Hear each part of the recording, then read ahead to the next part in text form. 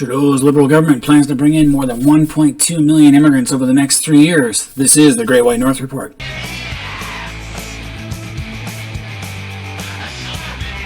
Alright, this article came up just before the U.S. election. I decided to wait until after the U.S. election, which is still ongoing, to see what happens. It appears that the Trudeau minority Liberal government is planning to bring in more immigrants over the next 3 years. Conservative critics say setting such targets during a global pandemic is pure fantasy. I, for one, think that number is high, that we don't really need it, and that if anything, we should be restricting immigration at this time. The Liberal government plans to bring in 1.2 million immigrants over to Canada over the next 3 years. Immigration Minister Marco Mendicini unveiled what he called an ambitious 3-year plan. Target bringing skilled workers, family members, and refugees into Canada. Aims to bring 401,000 new permanent residents in 2021, 4,011 in 2022, and 421,000 in 2023. Hopefully the Liberal government is out of power by long before then.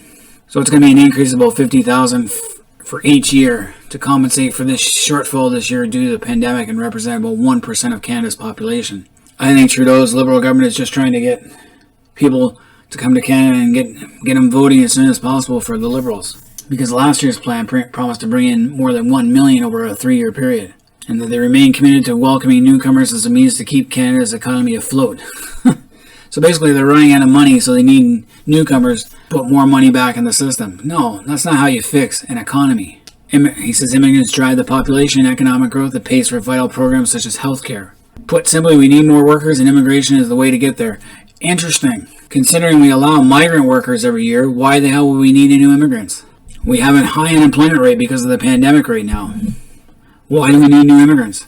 Why not get some of our more lazy-ass Canadians off the couch, away from the liquor store and Timmy's and whatnot, and get them working again? So he wants to attract workers to fill labor gaps in regions facing sector shortages. 60% of all new admissions in the economic class, our plan will continue to focus on Canada's economic growth. Okay, so they want 232,000 immigrants in the economic class, 103,500 in the family class, 59,500 refugees and protected persons, and 5,500 on humanitarian and compassionate grounds. That's just next year. So the goal has always been to attract top talent. I don't believe that's always been a case in competitive global market, while reuniting families and offering refuge to people displaced by disaster, conflict, and persecution. That is more like our immigration policy, reuniting families and offering refugee status. Usually when people are refugees from war, they should go back to the country they came from once things settle down. There's no figure on how many immigrants have arrived in Canada so far this year, but it's on track to meet half of its 341,000 target. But the conservative critic, Rachel Danchos, called the numbers pure fantasy. It's dangerous to bring people across the border during a pandemic. Something could happen, as in the case of some Mexican migrant workers who got the CCP virus down in Leamington, Ontario.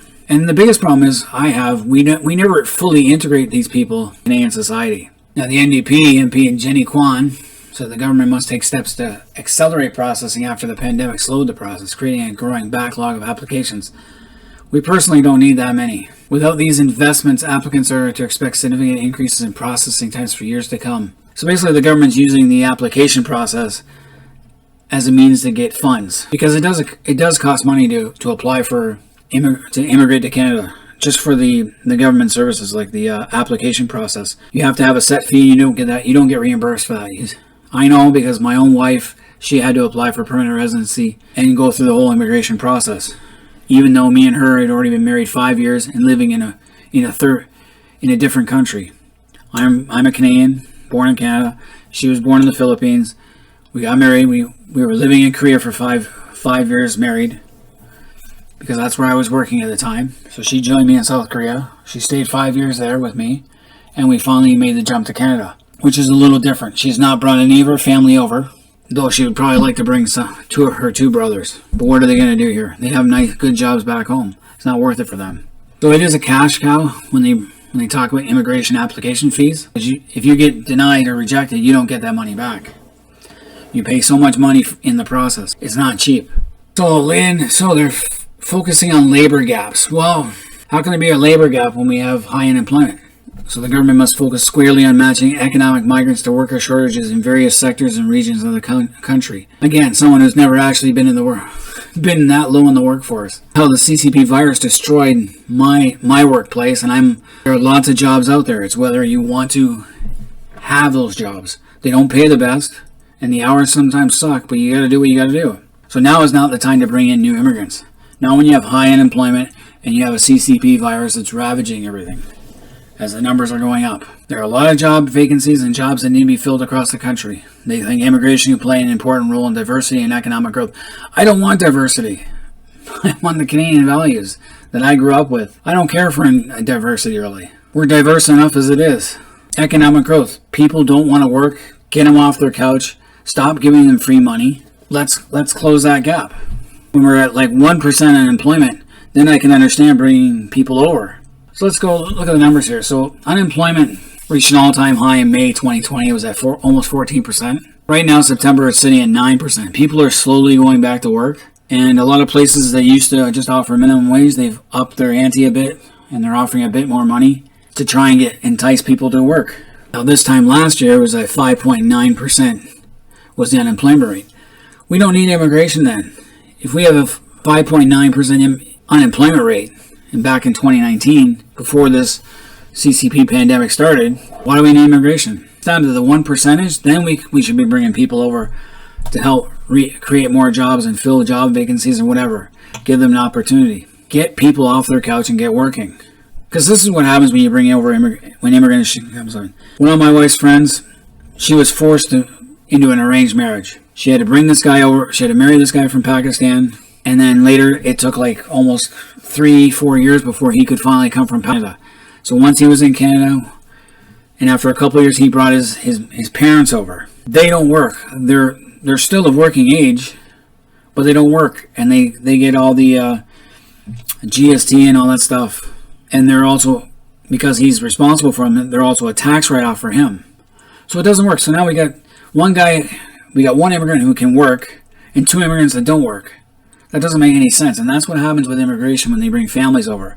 Because a lot of times, the older family members refuse to work, and it creates a drain on our social systems. Yet they get all the benefits. So you can see that Newfoundland has high unemployment rate. Prince Edward Island, New Brunswick, Saskatchewan, Ontario sitting at about 3.9. And recent immigrants in Prince Edward Island had the highest unemployment rate at 13.6. Immigration doesn't mean they're going to get a job. They're going to sit there on the social welfare system and milk it for as long as they can. And it depends upon people on where they came from. Some cultures are more hardworking than others. In Ontario, 8.9% of the immigrants don't work. So it overtaxes our welfare system and our health system. So they want education. Now, education differs from region to region. Some places are better than others, obviously. Language skills. Most people that come to this country should have at least a basic understanding of English or French. It just helps them, and we should have schools. The Dutch have a model where you have to spend so much time at an actual compound or whatever it is until they are ready, until they learn the language. We should have that. They should be sequestered until they learn the language and they're ready to be released. It's expensive, but it's better than having people who can't speak the language or even read it. Work experience, again, different jobs. But speaking from experience, I know my wife had the highest education. She was trilingual, Cebuano, Tagalog, and English fluently. And she has a working understanding of Spanish, so that'd be a 4th, as well as a basic understanding of Korean, because we lived there. Work experience, she had some teaching experience in the Philippines and in Korea, but as soon as she got here, within 3 months, she was working. Mainly the problem was with her working is she didn't have a license. She's been working in the same place for the last, going on 16 years now, and she has a really good job. I know because I used to work in the same place. Age. Again, age is something that we should have restrictions on. Arranged employment would be nice, and adaptability. Adaptability, you got to be adaptable. A lot of newcomers here aren't very adaptable. That's why you have all these little areas and cities like Chinatown and little Korea, little Italy, the Muslim communities, because they can't adapt. They're not willing to adapt. I lived in Korea 9 years, and the first year I lived there, I lived with Korean students. I was the only foreigner around. I've been in towns where I've been the only foreigner. I adapted fairly well to the customs and culture. Two core values, environment and immigration. David Suzuki thought we were doing a brain drain on all these countries. In a sense, he was right. We try to bring in the best of these countries. It doesn't always work because we get tons of Chinese students come over and they don't stay. They go back to China and do whatever. So David Suzuki says we deprive all these other developing countries of their future leaders. We want to increase our population to support economic growth. It's crazy. And that was David Suzuki, who's one of the top environmental issues, or a leading voice anyway. My problem with immigration is that it pushes things out. Most immigrants settle in cities, pure and simple. You don't see too many, we don't invite many farmers. No one wants to come here to farm. The last great farming migration was the white South Africans and people from Zimbabwe. Farmers there who were forced off their lands or decided to sell before they were taken from them and moved to Canada. I've met a few of them. So every time we bring in new immigrants, it pushes out the native population who's already there, or they eventually spread out, and it trickles down. People from Toronto are coming down my way to buy houses, because you can sell a house for $1 million in Toronto, a small tiny shitbox house, and buy something for half the price that's 3 times as big with a huge backyard. And it's also driving land. So they're building houses at an astounding rate in my area. Land that used to be farmland and woodland. So this is why the Green Party's full of shit too. Everyone wants, and I'm just as guilty, everyone wants a big house with a big yard. The problem is, when we do that, we're destroying more and more of our arable farmland as well as our forests in the area.